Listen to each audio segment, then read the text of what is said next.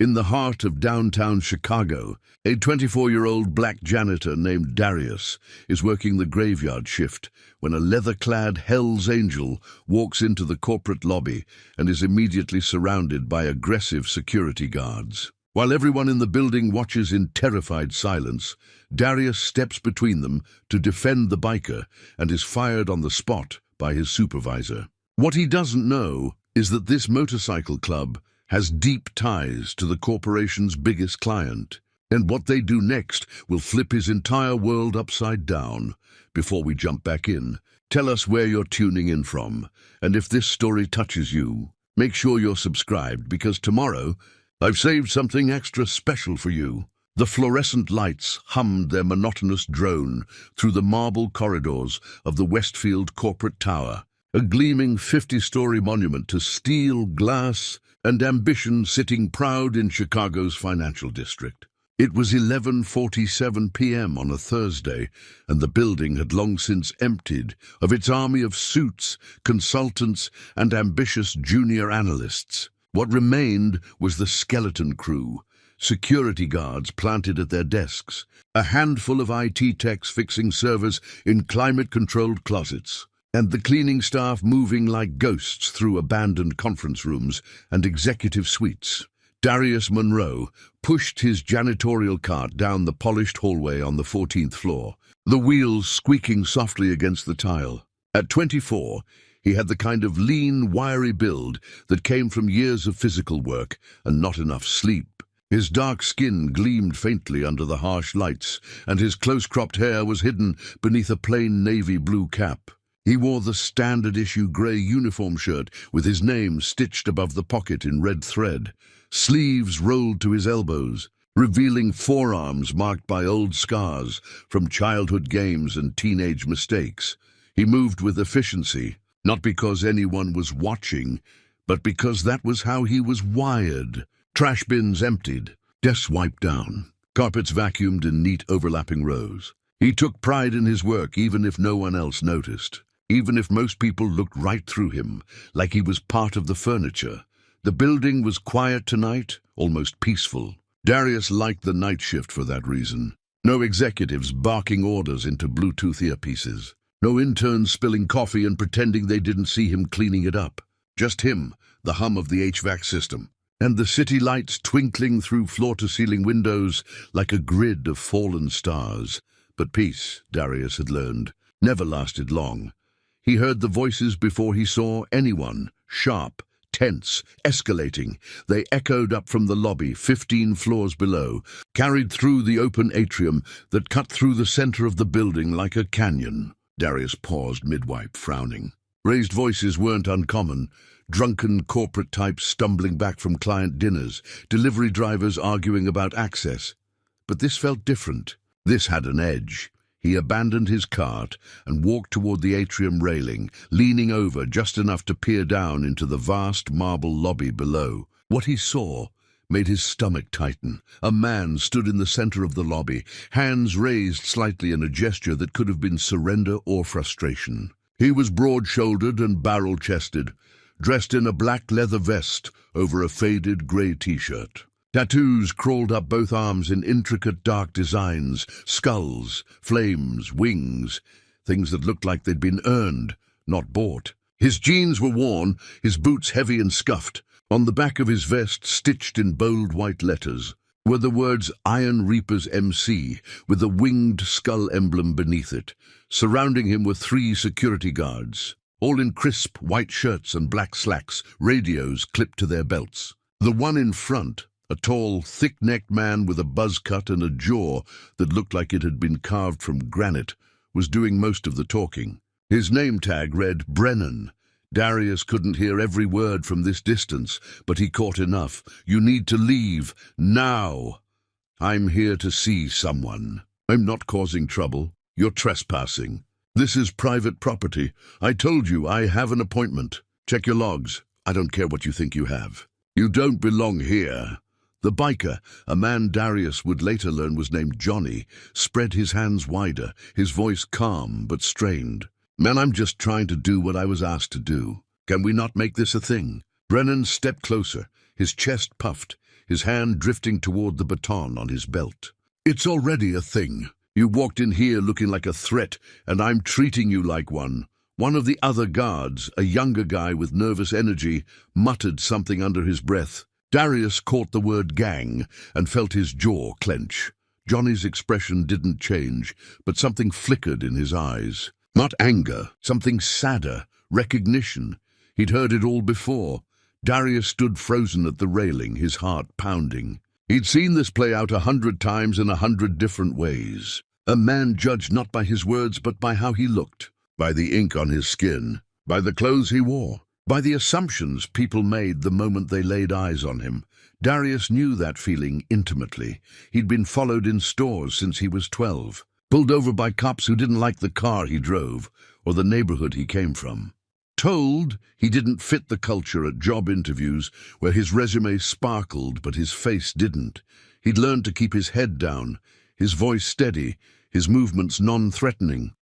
He'd learned to survive by being invisible, but watching Johnny down there, hands up, voice reasonable, being cornered by men who had already decided he was guilty of something. Darius felt something shift inside him, a crack in the armor he'd built. A refusal to stay silent. Before he could talk himself out of it, he was moving. He left the cart behind, took the emergency stairwell 2 steps at a time, his sneakers slapping against concrete, his breath coming fast and sharp. 14 floors down felt like a lifetime, but also like no time at all. His mind raced with every possible outcome, none of them good. By the time he burst through the stairwell door into the lobby, the situation had escalated.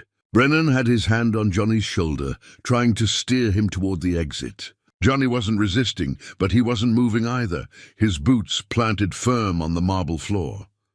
"Get your hands off me," Johnny said, his voice low and hard now, the patience fraying. "Or what?" Brennan shot back, his grip tightening. "Hey!" Darius's voice cut through the lobby like a gunshot. Every head turned. Brennan's eyes narrowed. Johnny looked confused. The other 2 guards straightened, hands moving instinctively toward their equipment. Darius walked forward, his heart hammering, but his stride steady. He made himself look calm, even though adrenaline screamed through his veins. "What's going on here?" Darius asked, his voice even. Brennan's lip curled. "This doesn't concern you, Monroe. Get back to your floor. I work here," Darius said simply. "I'm asking what's happening." "Security matter," Brennan said, his tone dismissive. "Now move along before you become part of the problem." Darius looked at Johnny, then back at Brennan. "He say he's here to see someone?" "Doesn't matter what he says." "It does, actually." Darius stepped closer, positioning himself between Brennan and Johnny. "If he's got an appointment, you should check before you put hands on him." Brennan's face flushed red. "You telling me how to do my job?" "I'm telling you not to assume someone's a criminal, just because of how they look." The lobby went silent. Even the hum of the building seemed to hold its breath. Brennan's jaw worked, his eyes flashing with something ugly. "You got a lot of nerve, kid, and you got a lot of assumptions," Darius replied quietly. "Maybe try asking questions before you go hands-on." Johnny spoke up, his voice careful. "Look, man, I appreciate it, but you don't have to—" "Yes, I do," Darius cut him off, not looking away from Brennan. "Because if I don't, nobody will." Brennan stepped forward, close enough that Darius could smell his coffee breath. "You're making a mistake, then I'll own it." For a long moment the 2 men stood there, locked in a silent battle of wills. Then Brennan smiled, cold and mean. "All right, you want to stick your neck out for this guy. Let's see how that works out for you." He pulled his radio from his belt and keyed it. "Garrett, this is Brennan. We got a situation in the lobby. Need you down here now." Darius's stomach dropped, but he didn't move. Didn't back down. He'd crossed the line, and there was no going back now. Within 2 minutes, the elevator doors slid open, and Mr. Garrett stepped out. He was a thin, severe man in his 50s, always dressed in dark slacks and a button-down even in the middle of the night. His expression was permanently set to disappointed, and right now, that disappointment was aimed squarely at Darius. "Explain," Garrett said curtly. Brennan jumped in first. "Monroe here is interfering with the security removal. This individual, He gestured at Johnny like he was pointing out a stain, "is trespassing, and Monroe decided to get involved." Garrett turned his cold gaze on Darius. "Is this true?" Darius took a breath. "I saw a man being treated unfairly. I asked questions. That's all. That's not your job. My job is to take care of this building. That includes the people in it." Garrett's eyes narrowed. "Your job is to clean, not to play hero." "I'm not playing anything," Darius said quietly. "I'm just standing here, standing between my security team and a potential threat." "He's not a threat. He said he has an appointment." "Did anyone check?" Garrett's face went stony. "Monroe, step aside, now." Darius hesitated. Every instinct screamed at him to obey, to apologize, to melt back into the shadows where he belonged. But he thought about every time he'd been judged, every time someone had looked at him and seen something less, something dangerous, something disposable. He stayed put. Garrett's voice dropped to a dangerous whisper. "Last chance. Check his appointment," Darius said. "That's all I'm asking." Garrett stared at him for a long, terrible moment. Then he turned to Brennan. "Escort Mr. Monroe to his locker. He's done for the night, and permanently." The words hung in the air like a death sentence. "Wait," Johnny started. "You too," Garrett snapped. "Out, both of you, now." Darius felt the floor tilt beneath him, but he kept his face neutral. He'd known this was coming the second he opened his mouth. He just hadn't expected it to hurt this much. Brennan grabbed Darius's arm, gripped tight enough to bruise. "Let's go."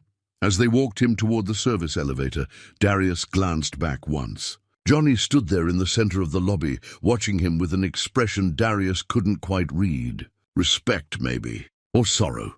Then the elevator doors closed and Darius was gone. The service elevator smelled like industrial cleaner and stale sweat. Brennan stood in the corner, arms crossed, radiating smug satisfaction. Darius kept his eyes forward, jaw tight, refusing to give the man the satisfaction of seeing him break. The numbers above the door ticked down slowly, each floor feeling like an eternity. When they reached the basement level, where the employee lockers were housed, Brennan stepped out first and held the door with one meaty hand. "After you," he said with mock politeness. Darius walked past him without a word. The basement was dimly lit, all concrete and exposed pipes, a far cry from the marble and glass luxury 15 floors above. This was where the real workers existed, the ones who kept the building running but were never seen. The cleaning crew, maintenance staff, night security's break room. Down here, the air was thick and cool, and everything smelled faintly of mildew. The locker room was a narrow space with metal lockers lining both walls and a single wooden bench running down the center. Darius's locker was third from the end, number 47, the combination lock hanging from the latch like it always did. He'd been opening that lock every night for the past 18 months. Now it would be the last time. "You've got 5 minutes to clear out," Brennan said, leaning against the doorframe. "I'll be right here to make sure you don't take anything that doesn't belong to you." Darius bit back the response that burned on his tongue. Instead, he spun the combination, the familiar pattern of numbers feeling heavier tonight. Right 23, left 14, right 8. The lock clicked open and he pulled it free. Inside the locker was the accumulated evidence of his time here. A spare uniform shirt still in its plastic wrap. A pair of work gloves with holes in the fingertips. A dog-eared paperback he'd been reading on breaks, a thriller about a man fighting corruption. The irony wasn't lost on him. On the inside of the door, he taped a photo of his mom, taken at her 60th birthday party last year. She was smiling, surrounded by family, wearing the necklace he'd saved 3 months to buy her. He stared at that photo for a long moment, feeling the weight of what he'd just lost crash down on him. This wasn't just a job. This was rent money. Grocery money. The ability to help his mum with her medical bills. She'd been diagnosed with diabetes 2 years ago, and the medications weren't cheap. He sent her $400 every month without fail. How was he supposed to do that now? "Clock's ticking," Brennan said from the doorway. Darius carefully peeled the photo from the locker door and tucked it into his jacket pocket. He grabbed the spare shirt, the gloves, the book. Everything else could stay. He didn't want any more from this place than he'd already given. As he stuffed his belongings into his backpack, Carlos appeared in the doorway behind Brennan. Carlos was another janitor, mid-40s, stocky build, originally from El Salvador. He'd been working at Westfield for nearly a decade, and he'd taken Darius under his wing when he first started. "Brennan, man, what's going on?" Carlos asked, his accent thick but his English clear. "Why you got Darius down here?" "He's been terminated," Brennan said flatly. "Interfering with security operations." Carlos's eyes widened. He looked at Darius, searching for an explanation. Darius just shook his head slightly, a silent message that said, "Not now." "Darius is a good worker," Carlos protested. "Best we got. You can't just—" "It's done," Brennan cut him off. "You want to join him. Keep talking." Carlos's mouth pressed into a thin line, but he stepped back. Darius saw the conflict in his friend's eyes, the desire to help warring with the need to protect his own job. Darius understood. Carlos had 3 kids. He couldn't afford to lose his paycheck over this. "It's all right, Carlos," Darius said quietly, slinging his backpack over one shoulder. "I'm good." "This is wrong, hermano," Carlos said, his voice low. "Everyone knows it. Knowing it and doing something about it are 2 different things," Darius replied. "Not with bitterness, but with the tired acceptance of someone who'd learned this lesson a long time ago." He walked past Brennan, who followed him back to the elevator like a prison guard escorting a convict. They rode up to the ground floor in silence. When the doors opened, Brennan gestured toward the main exit with his chin. "Side doors that way. You're not walking through the main lobby." "Of course not," Darius thought. "Can't let the cameras catch this. Can't leave evidence of what really happened tonight." He pushed through the heavy side door into the October night. The cold hit him immediately, cutting through his jacket and reminding him that winter was coming. Chicago winters were brutal, and being unemployed in the cold months was a nightmare he'd watched other people live through. Now it was his turn. The door slammed shut behind him with a finality that echoed in his chest. Darius stood on the sidewalk for a moment, looking up at the towering building that had just spit him out like something rotten. 50 stories of steel and glass and money, and not one person inside who'd stood with him except Carlos, and even Carlos had been powerless. He started walking. He didn't have a car, couldn't afford one in the city. He took the train everywhere, but right now he needed to move, needed to feel his legs working, needed the physical exhaustion to match the emotional weight pressing down on him. The streets of downtown Chicago at midnight were a strange mix of empty and alive. A few taxis cruised past, their yellow paint glowing under streetlights. A homeless man sat bundled in blankets outside a closed Starbucks, a cardboard sign propped against his knee. Darius usually gave him $1 when he passed. Tonight, he had nothing to spare.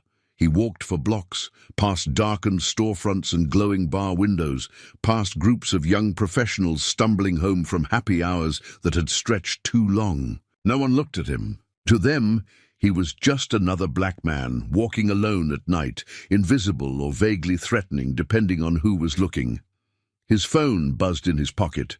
He pulled it out and saw a text from his mom. "How's work, baby? Don't stay too late. You need your rest." Darius stared at the screen, his thumb hovering over the keyboard. What was he supposed to say? That he'd just thrown away a steady paycheck because he couldn't watch another man get profiled? That he'd chosen principle over survival?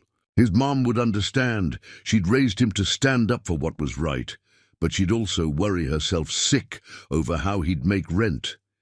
He typed back, "Work's fine, Mom. Heading home soon. Love you." He shoved the phone back in his pocket and kept walking. Somewhere behind him, back at that building, Johnny the biker was probably long gone by now. Probably thought Darius was an idiot for throwing his life away over a stranger. Maybe he was right. But as Darius walked through the cold Chicago night, past the glittering towers and the shadowed alleys, past the people who looked through him and the ones who looked away, he realized something. For the first time in 18 months, maybe for the first time in his life, he didn't feel invisible. He felt seen, by himself if no one else, and somehow, despite everything, Despite the fear and the uncertainty and the very real consequences waiting for him tomorrow, that felt like something. It felt like enough, for now. Darius woke up the next morning to sunlight stabbing through the gap in his curtains like an accusation. For a few blissful seconds he forgot. Then reality crashed back in with the weight of a freight train. No job, no income, no plan. He lay there, staring at the water-stained ceiling of his studio apartment in Pilsen, a neighborhood on Chicago's Lower West Side, where rent was almost affordable if you didn't mind thin walls and unreliable heat. His place was small but clean, a Murphy bed that folded into the wall, a kitchenette with 2 working burners, a bathroom barely big enough to turn around in. He'd made it home, made it his own with second-hand furniture and thrift store finds. Now he wondered how long he could keep it.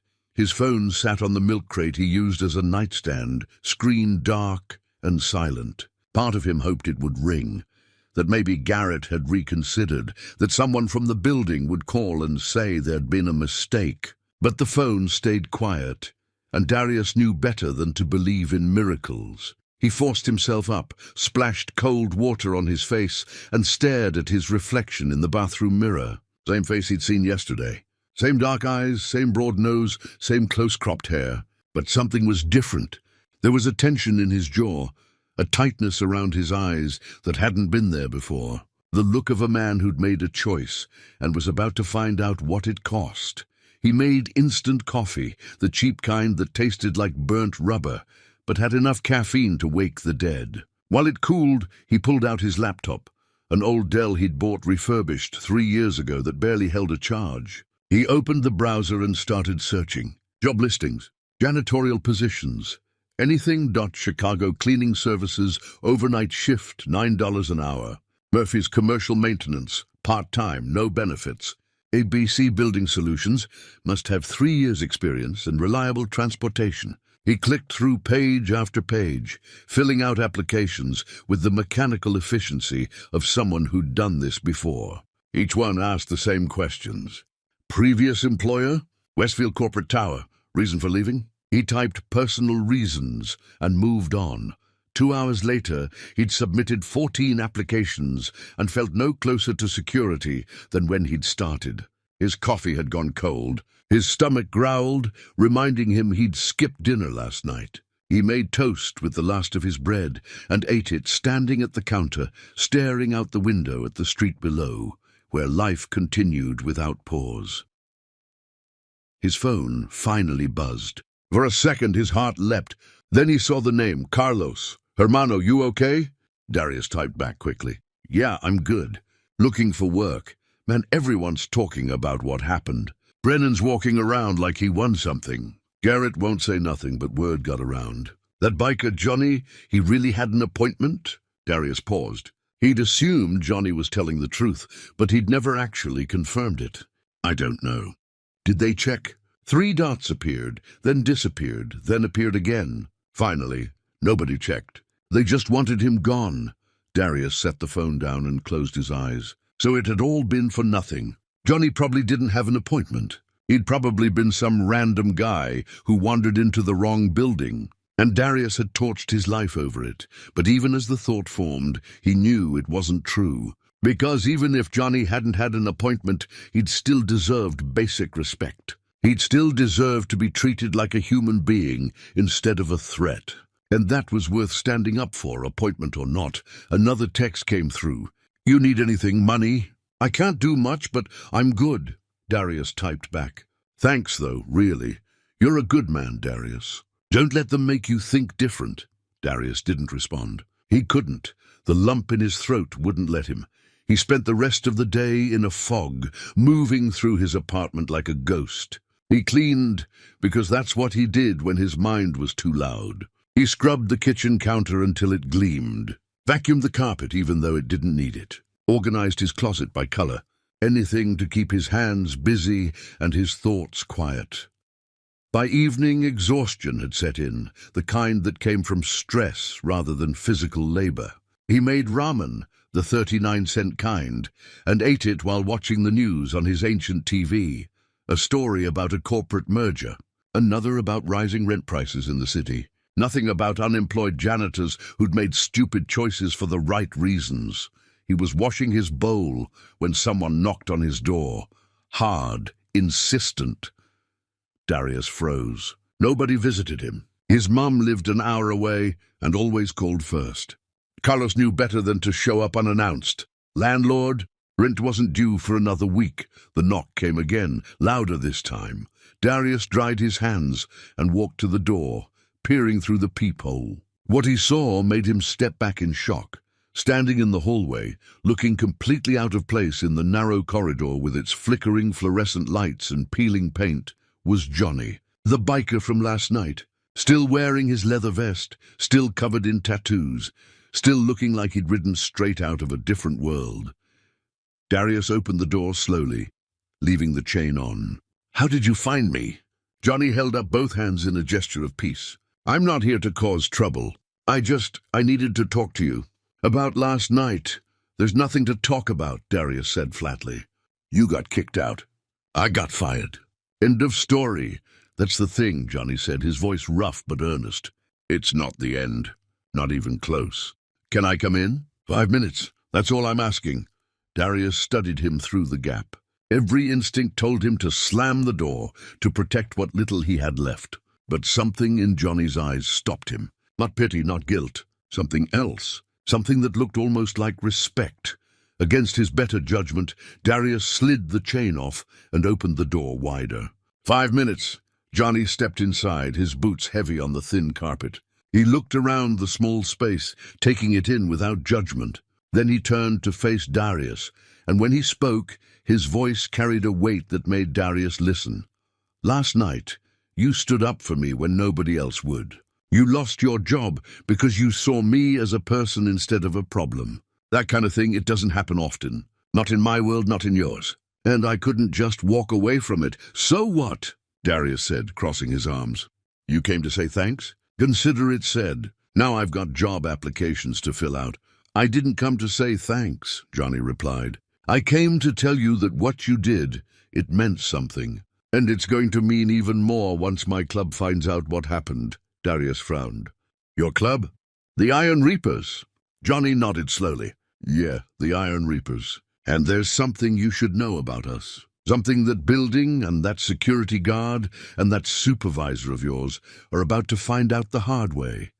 He paused, letting the words hang in the air. "We take care of our own. And as of last night, you're one of ours." Before Darius could respond, Johnny pulled a card from his pocket and set it on the counter. "Meet me at this address tomorrow noon. Trust me on this." Then he walked back to the door, paused with his hand on the knob, and looked back. "Oh, and Darius, that appointment I had, it was with the CEO of North Point Industries. They're Westfield's biggest client. Been working with them for 6 months on a veteran employment program. Guess nobody bothered to check." The door closed behind him, leaving Darius alone in his apartment with a business card and a head full of questions. He picked up the card. It was simple, black with silver lettering. Iron Reapers MC across the top. An address on the south side. And at the bottom, a single line that made his heart race. Loyalty, honor, family. Darius stared at those words until they blurred. Then he set the card down carefully, walked to his window, and looked out at the city that had chewed him up and spit him out. Tomorrow, he'd find out what happened next. Tonight, he'd let himself hope. Sleep didn't come easy that night. Darius lay in bed, staring at the ceiling, replaying Johnny's words over and over. "You're one of ours." What did that even mean? He'd helped a stranger, that was all. He didn't know anything about motorcycle clubs, about their codes or their world. He'd seen movies, sure, heard stories, but those were fiction. This was real life, his life, and it was spinning in directions he couldn't predict. The business card sat on his nightstand, silver letters catching the faint glow from the streetlight outside. He'd picked it up a dozen times, turned it over, studied it like it held secret messages. The address was in Bridgeport, a neighborhood he knew by reputation only. Blue-collar, tight-knit, the kind of place where people kept to themselves and looked after their own. By the time morning light crept through his window, Darius had made his decision. He'd go. Not because he thought the Iron Reapers could fix his problems, but because Johnny had shown him something rare: follow through. The man hadn't just disappeared into the night, grateful for help. He'd come back. That meant something. Darius showered, dressed in his only pair of good jeans and a clean black hoodie, and caught the Red Line south. The train was crowded with Saturday morning commuters, people heading to retail jobs and restaurant shifts, faces tired but determined. He recognized that look. He'd worn it himself for 18 months. The address led him to a warehouse district where the buildings sat low and wide, all brick and faded paint. Some had been converted into trendy lofts and craft breweries, but most remained industrial, their purpose hidden behind roll-up doors and chain-link fences. The Iron Reapers clubhouse sat at the end of a dead-end street, a 2-story brick building with no sign. Just a steel door painted black and a parking lot full of motorcycles gleaming in the autumn sun. Darius stood across the street for a full minute, second-guessing everything. This was crazy. He should be home, filling out more applications, calling temp agencies, figuring out how to survive the next month. Instead, he was about to walk into a motorcycle club because a stranger told him to trust. Before he could talk himself out of it, the black door opened. Johnny stepped out.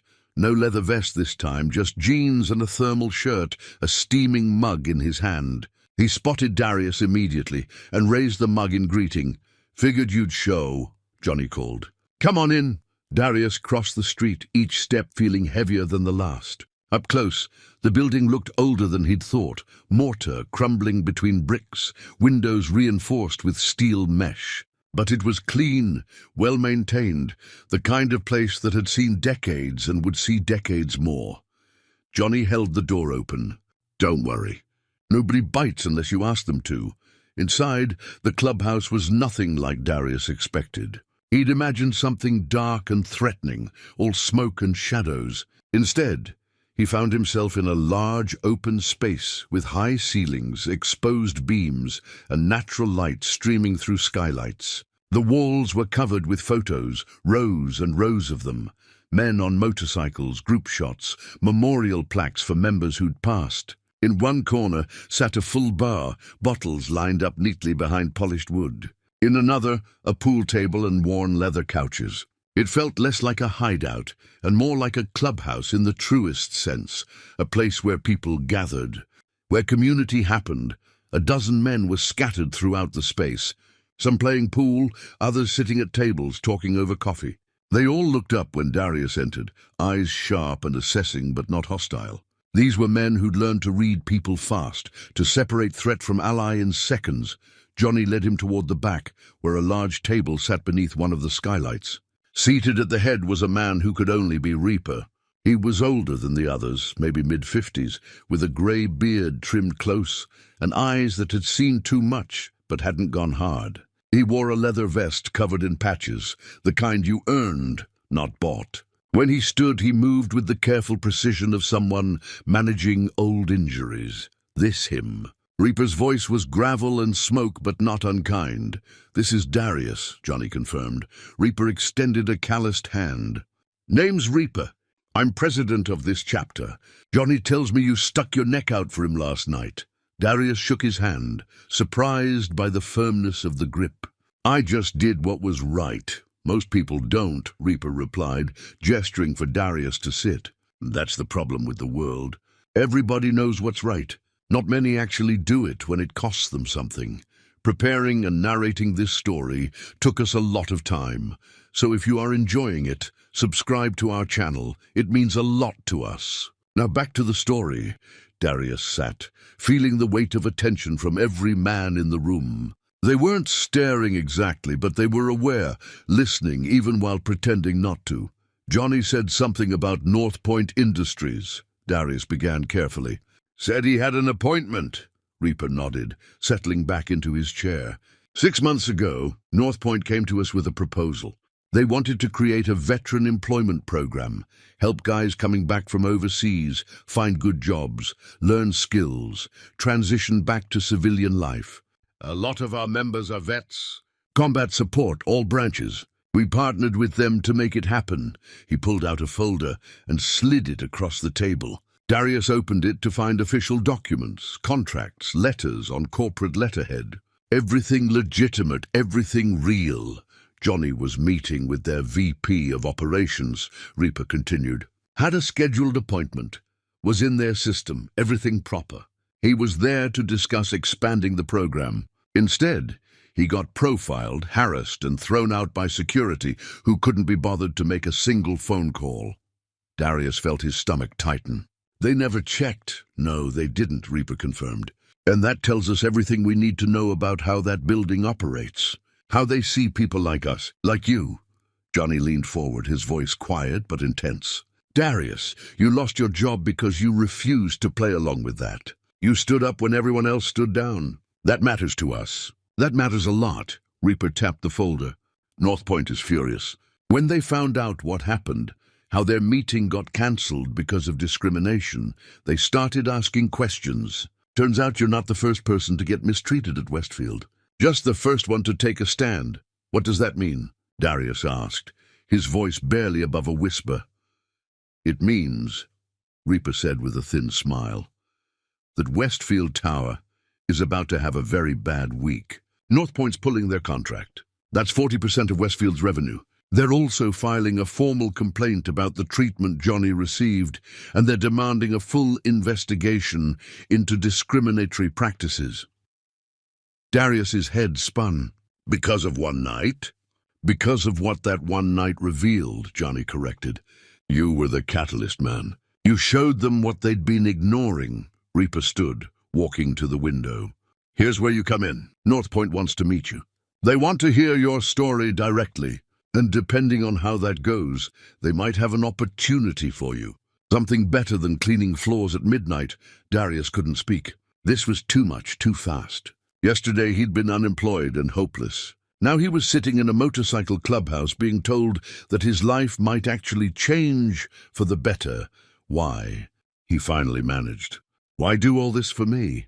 Reaper turned back, his expression serious. Because the world's got enough people who look the other way. We need more who don't. You're one of the good ones, Darius. And we protect our own. There was that phrase again, our own. Like he'd been adopted into something without even knowing it. Johnny stood, pulling a phone from his pocket. Meeting's set for Monday morning. Downtown North Point headquarters. Wear something nice. Be yourself. Tell them what happened. He handed Darius a piece of paper with an address and time. One more thing. That supervisor of yours, Garrett, and that security guard, Brennan, they're going to face consequences. Real ones. You don't need to do anything. Just show up Monday and tell the truth. Darius looked at the paper, then at the men around him. Bikers. Outlaws, some people would call them. But right now, they looked like the only people in Chicago who gave a damn about what happened to him. I don't know what to say, Darius admitted. Say you'll be there. Reaper replied simply. Darius folded the paper carefully and tucked it into his pocket. I'll be there. As he left the clubhouse and walked back toward the train station, the afternoon sun warming his face, Darius felt something he hadn't felt in years. Not just hope. Possibility. The sense that maybe, just maybe, the universe wasn't completely rigged against people like him. Monday couldn't come fast enough. Monday morning arrived cold and grey. Typical Chicago weather that matched Darius's nerves. He'd barely slept, spending most of Sunday afternoon digging through his closet for something appropriate to wear. He'd settled on his only suit, a dark grey number he'd bought at a thrift store for his mum's church service 2 years ago. It was a little loose in the shoulders, a little short in the sleeves, but it was clean and pressed and made him look like someone who belonged in a corporate boardroom. He took the train downtown, arriving at the North Point Industries building 30 minutes early. It was a sleek glass tower in the loop, all modern lines and reflective surfaces that caught the morning light like a mirror. So different from Westfield, where he'd spent the last 18 months invisible. Here, he felt exposed, like every person walking past could see right through him. The lobby was marble and chrome, with a massive reception desk staffed by 2 women in matching blazers. Darius approached slowly, suddenly aware of how loud his shoes sounded against the polished floor. "I have a meeting," he said, his voice steadier than he felt. I'm supposed to meet with someone from North Point. My name is Darius Monroe. One of the receptionists typed something into her computer, then looked up with a professional smile. Mr. Monroe, yes. You're meeting with Ms. Chen and Mr. Porter, 15th floor. The elevator bank is straight ahead. She handed him a visitor badge and pointed him toward a set of gleaming elevators. Darius clipped the badge to his jacket and walked forward, feeling like he was moving through a dream. 2 days ago, he'd been fired for standing up to security. Now he was being escorted to the 15th floor of one of Chicago's most prestigious companies. The elevator ride felt eternal. When the doors finally opened, he stepped into a reception area that screamed money and power. Floor-to-ceiling windows overlooked the city. Art that probably cost more than his yearly salary hung on the walls. And everything was so clean, it looked like it had never been touched. A young man in an expensive suit greeted him immediately. Mr. Monroe, right this way, please. He was led down a hallway lined with glass-walled conference rooms, each one bigger than his entire apartment. At the end of the hall, they stopped at a door marked Executive Conference Room. The young man knocked twice, then opened it. Mr. Monroe is here, he announced. Darius stepped inside and his breath caught. The room was massive, dominated by a dark wood table that could seat 20. But only 3 people sat there now. On the left was a woman in her 40s, Asian, with sharp eyes and perfectly styled black hair pulled into a tight bun. She wore a navy suit and an expression that said she didn't waste time. Across from her sat a black man, probably early 50s, with grey at his temples and the kind of calm confidence that came from years of earning respect. And at the head of the table, to Darius's complete shock, sat Reaper, still in his leather vest, still looking like he'd ridden straight off the highway. But here, in this room, surrounded by corporate power, he didn't look out of place. He looked exactly where he belonged. The woman stood first, extending her hand. Mr. Monroe, I'm Catherine Chen, VP of Operations at North Point Industries. This is Michael Porter, our Director of Human Resources. And I believe you've already met Mr. Rains. Darius shook her hand, then Porter's, his mind racing. Rains! That was Reaper's real name. Please, sit, Chen said, gesturing to a chair across from them. Can we get you anything? Coffee? Water? Water's fine, Darius managed, his throat suddenly dry. Her assistant appeared instantly with a bottle of expensive-looking water and a glass filled with ice. Darius mumbled his thanks and sat down carefully, feeling like he was about to be interrogated. Chen opened a leather portfolio in front of her. Mr. Monroe, let me start by thanking you for coming. We've been following the situation at Westfield Tower very closely since Friday, and your name keeps coming up. We'd like to hear your account of what happened Thursday night in your own words. Darius glanced at Reaper, who gave him an almost imperceptible nod. Just tell the truth, so he did. He told them about working the night shift, about seeing Johnny arrive and immediately being surrounded by security, about Brennan's aggression, the assumptions, the refusal to check whether Johnny actually had an appointment. He told them about stepping in, about asking simple questions, about being fired for it. He didn't embellish, didn't try to make himself sound heroic. He just told them what happened. Chen and Porter listened without interrupting, taking occasional notes. When Darius finished, the room fell silent for a moment. Porter spoke first, his voice measured. Mr. Monroe, how long did you work at Westfield Tower? 18 months, sir. And in that time, did you witness other incidents of discrimination or profiling? Darius hesitated. This was dangerous territory, but he'd come this far on the truth. Yes, sir. Mostly directed at the cleaning staff. Comments about where we're from, assumptions about our education, our backgrounds. Nothing official, nothing you could point to in a report, but it was there. Every day, Chen leaned forward. And it was directed at you, specifically? Sometimes, Darius admitted, but I kept my head down. Needed the job. I had bills, my mom's medical expenses. I couldn't afford to make waves. Until Thursday night, Porter observed. Until Thursday night, Darius agreed. I couldn't watch it happen to someone else. Not when I knew it was wrong. Chen exchanged a look with Porter, then with Reaper. Something passed between them. Some silent communication Darius couldn't read. "Mr. Monroe," Chen said carefully, "North Point Industries has had a contract with Westfield Tower for the past 3 years. They handle facility management for our satellite offices, and we've been very satisfied with the service. However, after what happened Thursday, we can no longer in good conscience continue that relationship." She pulled out a document and slid it across the table. "This morning, we formally terminated our contract with Westfield. That decision will cost them approximately $8 million annually." Darius's eyes went wide. $8 million, because of one night. "Because of him," Porter continued. "We've also filed a formal complaint with the Chicago Commission on Human Relations regarding discriminatory practices. Our legal team is reviewing whether there are grounds for further action. But here's why we really asked you here," Chen said, her expression softening slightly. "For the past 6 months, we've been working with Mr. Rains and the Iron Reapers on a veteran employment initiative. The program has been incredibly successful, but we've realized it needs to expand beyond just veterans. We need to create opportunities for anyone who's been overlooked, underestimated, or discriminated against in the workplace." She paused, letting the words sink in. "We'd like to offer you a position, Mr. Monroe, as a program coordinator for our diversity hiring initiative. You'd work directly with community organizations, identify talented individuals who've been passed over by traditional hiring, and help place them in meaningful careers. Starting salary is $55,000, full benefits, and room for advancement." Darius couldn't speak, couldn't breathe. 55,000. He'd been making 28 at Westfield. This was impossible. "I know it's sudden," Porter said gently. "You don't have to answer today. Take some time, think about it." "Yes," Darius blurted out. "I mean, yes, I'd like to accept."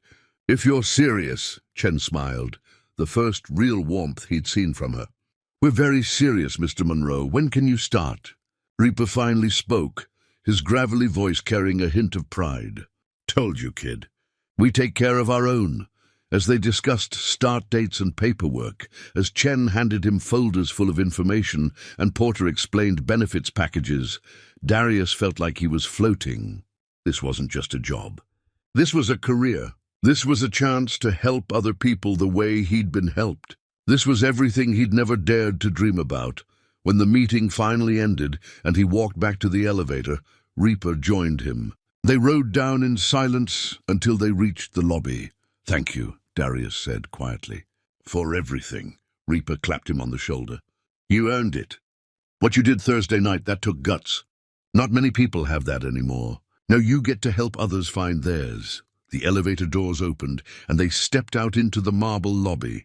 As Darius walked toward the exit, he caught his reflection in the glass doors. Same face, same person, but something fundamental had shifted. He wasn't invisible anymore. He wasn't just surviving. He was becoming exactly who he was meant to be, and it had all started with one choice, one moment of refusing to look away. While Darius was starting his new life, the old one was collapsing. News of North Point's contract termination hit Westfield Tower like a bomb on Tuesday morning.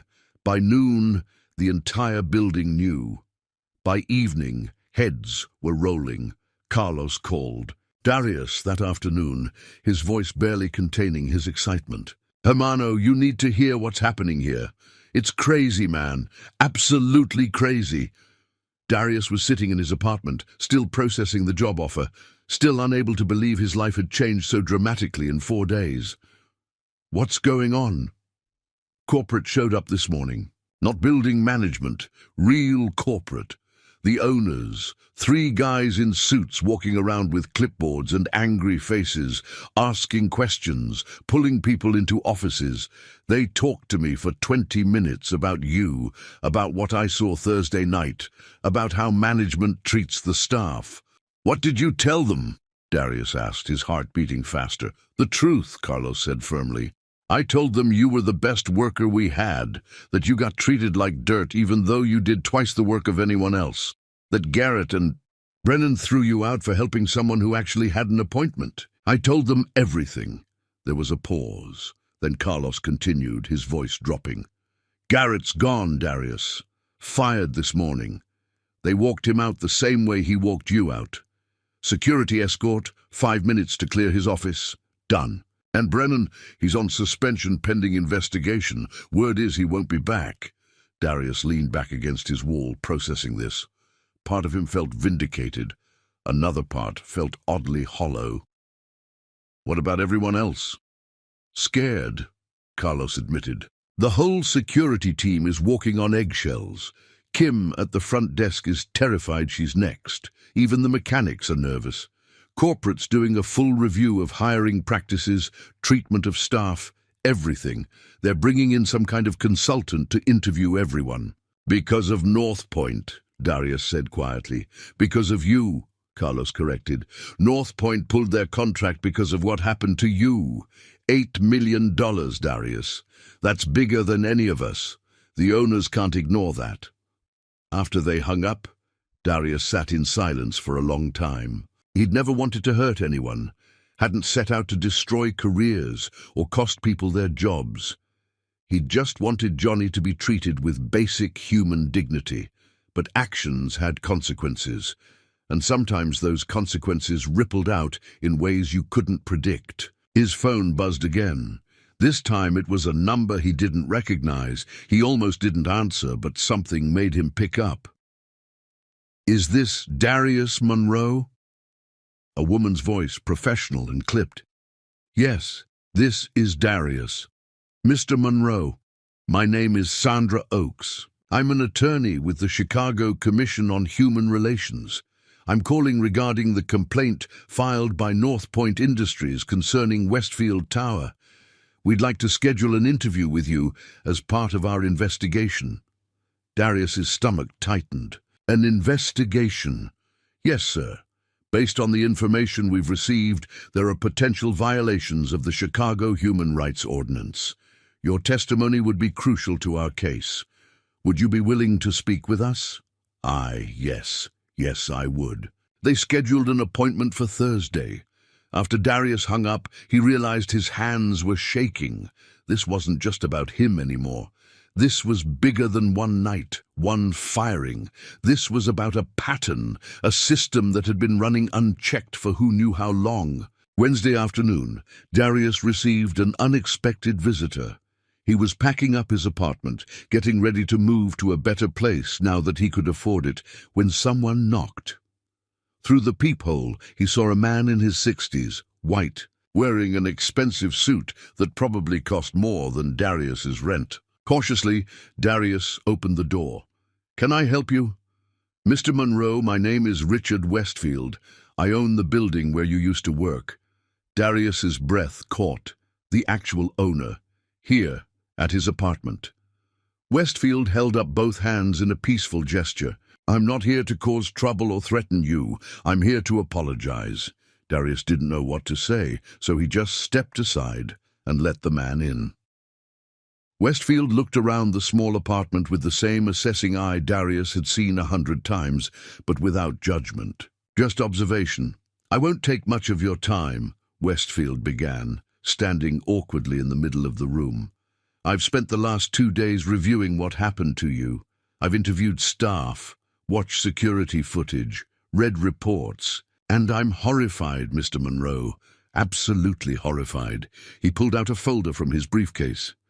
This is a formal letter of apology from Westfield Corporation. It acknowledges wrongful termination, discrimination, and hostile work environment. We're also offering you a settlement of $75,000 for the harm we caused. Darius stared at the folder like it might explode. 75,000? It's not enough, Westfield said bluntly. No amount of money can undo what happened to you or compensate for the discrimination you faced. But it's what our legal team calculated as fair, and I wanted to deliver it personally. Why? Darius asked. Why come here yourself? Westfield's expression was tired, sad. Because I built that company 40 years ago with the idea that everyone deserves respect and opportunity. Somewhere along the way, I lost sight of that. I hired managers who cared more about control than people. I created a culture where someone like you could be invisible for 18 months and then thrown away in 18 seconds. He set the folder on Darius's counter. That ends now. Garrett's gone. Brennan's gone. We're restructuring our entire security and management approach. We're implementing mandatory anti-discrimination training. We're creating an anonymous reporting system for staff complaints. And we're partnering with community organizations to ensure our hiring practices are truly equitable. Darius picked up the folder, opening it slowly. Inside was a check with more zeros than he'd ever seen attached to his name. I heard you got a position at North Point, Westfield continued. I'm glad. They're good people, and you deserve to work somewhere that values you. But I want you to know that what happened to you mattered. It changed my company. Maybe even changed me. He extended his hand. I'm sorry, Mr. Monroe. Truly sorry. Darius shook it, feeling the firm grip of a man who'd built an empire and was now watching it get rebuilt from the ground up. Thank you, he said quietly, for coming here. For doing this. After Westfield left, Darius sat with the check in his hands, still not quite believing it was real. $75,000. Combined with his new salary, this was more financial security than he'd ever had. He could help his mum with her medical bills, could get her that surgery she'd been putting off, could actually save money, build a future. He called his mum that night and told her everything. She cried, laughed, prayed, and cried some more. I'm so proud of you, baby, she kept saying. So proud. Thursday morning, Darius sat in a conference room at the Commission on Human Relations and told his story again, this time for the official record. The investigators listened carefully, asked detailed questions, and thanked him for his courage in coming forward. Cases like this often stay hidden, one investigator told him. People are afraid to speak up because they need their jobs. You spoke up anyway. That matters. As Darius walked out of that building into the bright October afternoon, he realized something profound. For 24 years, he'd been taught to stay small, stay quiet, stay invisible, to accept less because demanding more was dangerous, to swallow injustice because fighting it cost too much. But he'd learned something new. Sometimes the cost of silence was higher than the cost of speaking up. Sometimes standing up for someone else meant standing up for yourself. And sometimes, just sometimes, doing the right thing didn't just change your life, it changed everything. Friday evening, Darius returned to the Iron Reaper's clubhouse, not because he had to, but because he wanted to. He wanted to thank Reaper and Johnny properly, to tell them how much their support had meant. The place was crowded. Club members gathered for their weekly meeting. When Darius walked in, conversation stopped. Then Reaper stood, raising his beer. Brothers, he called out, this is Darius Monroe, the man who stood up when everyone else stood down, the man who reminded us why we do what we do. The room erupted in cheers and applause. Men came forward to shake Darius's hand, to clap him on the back, to welcome him into a family he hadn't known he needed. Johnny pulled him aside later, 2 beers in hand. You doing okay? He asked, handing one to Darius. Better than okay, Darius admitted. I still can't believe all this happened. Believe it, Johnny said with a grin. You earned every bit of it. And now you get to help other people earn theirs. That's the best part.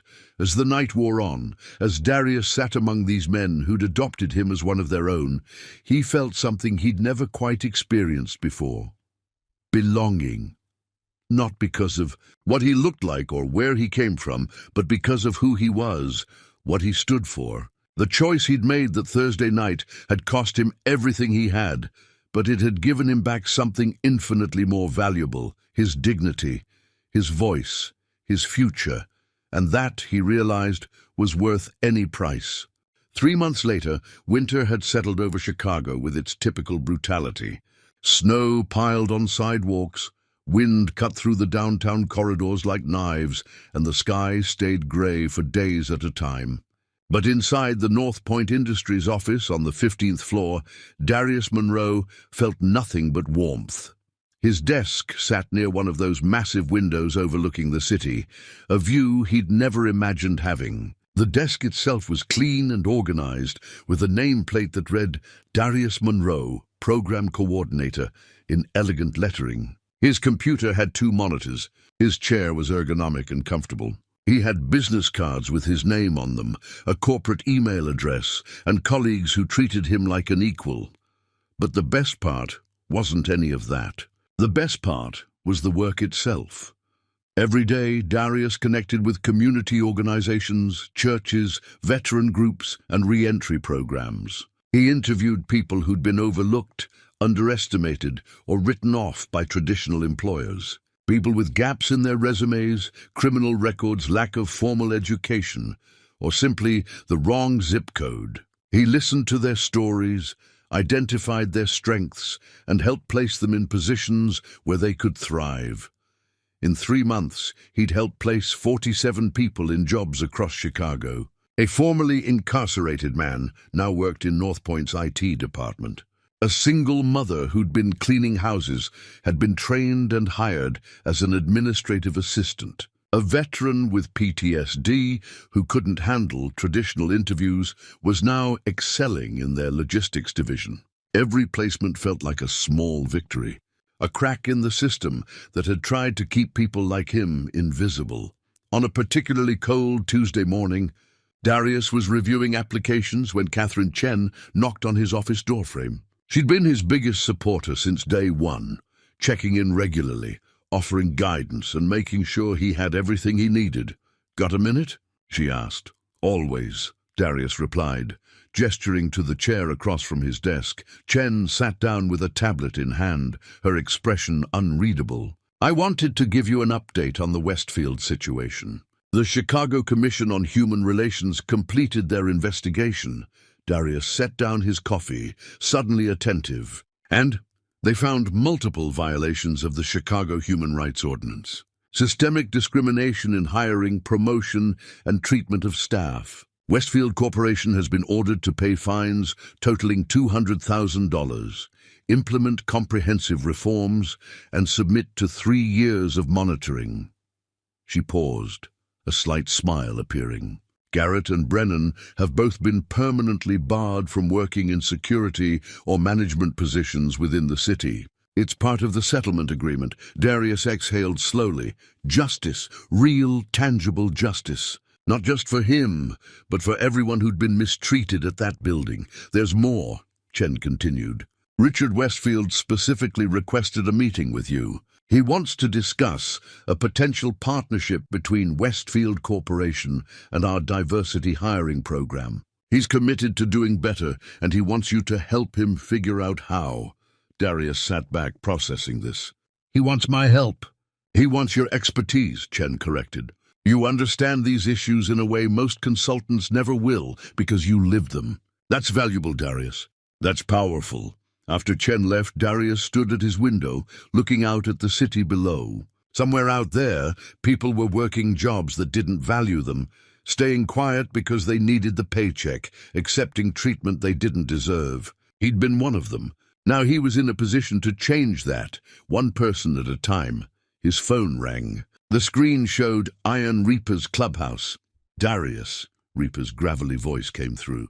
"You busy Saturday?" "Depends what you need," Darius replied with a smile. "We're doing a fundraiser, Veterans Holiday Toy Drive. Could use some help organizing, and I figured you might know some families who could benefit." "Send me the details," Darius said immediately. "I'm in." Over the past 3 months, Darius had become a regular at the clubhouse. Not a member. He wasn't ready for that level of commitment, but part of their extended family. He helped with their community programs, connected them with resources, and in return, they'd given him something he'd never had before. A brotherhood, a place where he belonged, not despite who he was, but because of it. Saturday came cold and bright. The clubhouse had been transformed into a winter wonderland. Donations piled high, families lined up outside, children's faces pressed against the windows in anticipation. Darius worked alongside Johnny, Reaper, and 24 other club members, distributing toys, serving hot chocolate. and making sure every child left with something special late in the afternoon. As things were winding down, a familiar figure appeared in the doorway. Carlos, his former co-worker from Westfield. Behind him stood 3 other members of the cleaning crew, all looking nervous but determined. "Darius," Carlos called out, a wide smile on his face. "We heard about what you're doing now." "About the program. We were hoping. Maybe you could help us too." Darius's heart swelled. He walked over and pulled Carlos into a hug. "Of course, hermano. Let's talk Monday. I'll get you set up with interviews, training, whatever you need." One of the other workers, a young woman named Maria, spoke up shyly. "Is it true, what they say about you? That you got fired and now you're helping people get better jobs?" "It's true," Darius confirmed. "And if I can do it, anyone can. You just have to be willing to stand up when it matters." As the sun set and the last families left with their arms full of gifts, Darius stood outside the clubhouse with Johnny, both of them watching the sky turn from blue to orange to purple. "You ever think about that night?" Johnny asked quietly. "About what might have happened if you'd just walked away?" Darius considered this. "All the time," he admitted. "I think about how easy it would have been to stay silent, how I almost did. But you didn't," Johnny said. "That's what counts." "No," Darius replied, turning to face him. "What counts is what happened after. You came back. Reaper stood up. North Point acted. All of that mattered just as much as what I did. Maybe more." Johnny smiled, that crooked grin that had become familiar over the months. "We take care of our own, remember? That's what family does, family." Darius had grown up thinking family was just blood, just the people you were born with. But he'd learned different. Family was the people who showed up, who stood beside you when the world pushed back, who celebrated your victories and caught you when you fell. The Iron Reapers were family. His colleagues at North Point were family. The people he helped place in jobs, watching them transform and thrive, they were family too. Monday morning, Darius arrived at work to find an envelope on his desk. Inside was a handwritten note from Richard Westfield, thanking him for agreeing to consult on the diversity initiative and confirming their first meeting for later that week. At the bottom, Westfield had written something that made Darius pause. "You changed my company by refusing to accept the unacceptable. Now help me ensure no one else has to make the choice you made. Help me build something better." Darius pinned the note to his bulletin board, right next to the photo of his mom and a picture from the toy drive showing him surrounded by happy children. These were his reminders. This was his purpose. That evening he called his mom. She'd had her surgery the month before, paid for with the settlement money, and was recovering well. "How's my baby doing?" she asked, her voice warm and strong. "Good, Mama, really good. I helped 3 people get interviews today. One of them starts next week. I'm so proud of you, Darius. You know that, right? Not because of the job or the money, but because of who you are. You stood up when it wasn't easy. You did what was right when it cost you everything. That's the boy I raised." After they hung up, Darius sat in his apartment, the one he'd been able to move out of into a better place in a safer neighborhood, and thought about how much had changed. 6 months ago, he'd been invisible, disposable, one bad day away from losing everything. Now he was building a career, helping others, part of multiple communities that valued him, all because he'd refused to look away when everyone else did. All because he'd seen another human being and chosen compassion over comfort. The system hadn't changed overnight. There were still Garretts and Brennans in the world, still buildings where people were judged by their appearance rather than their character. But there were also Reapers and Johnnies and Catherine Chens, people willing to fight for what was right. And now there was Darius Monroe, no longer a janitor working the graveyard shift, but a man with a voice, a purpose, and a future he'd earned one courageous choice at a time. He looked at his reflection in the window, the city lights twinkling behind him like stars. Same face he'd always had, same history, same scars. But everything was different now. He was different now, and he was just getting started. Up next, you've got 2 more standout stories right on your screen. If this one hit the mark, you won't want to pass these up. Just click and check them out. And don't forget to subscribe and turn on the notification bell so you don't miss any upload from us.